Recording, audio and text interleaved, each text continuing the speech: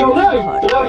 ছোট্ট একটা কুঁড়ে ঘর, চারপাশে বাঁশবাগান আর ফুলের গাছ। বুড়ি খড়ের মাদুরে বসে আছে, পাশে একটা দুধ সাদা ছাগল, মাথায় ছোট্ট ঘণ্টা বাঁধা।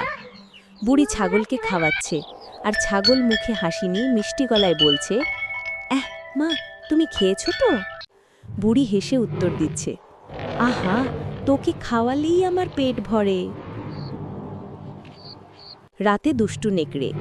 অন্ধকার রাত, আকাশে পূর্ণিমার চাঁদ। বুড়ির ঘরের বাইরে গর্জন শোনা যাচ্ছে, হুস বুড়ি, তোর ছাগল দে, না হলে তোকে খেয়ে ফেলবো।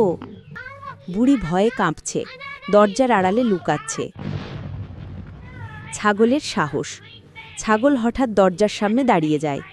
তার চোখ লাল হয়ে জ্বলজ্বল করছে, আর সে গর্জন করে বলছে, শোন নেকড়ে, আগে আমায় হারাতে হবে, তারপর মায়ের দিকে তাকাবি। ছাগল শিং দিয়ে ঝাঁপিয়ে পড়ে নেকড়ের ওপর। নেকড়ে হোঁচট খেয়ে পড়ে যায়, ধুলো উড়ে যায় চারপাশে।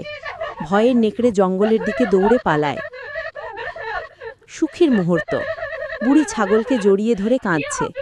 পেছনে গ্রামের লোকেরা দাঁড়িয়ে, সবাই অবাক হয়ে বলছে, বাহ, বুড়ির ছাগল তো সত্যিই সাহসী।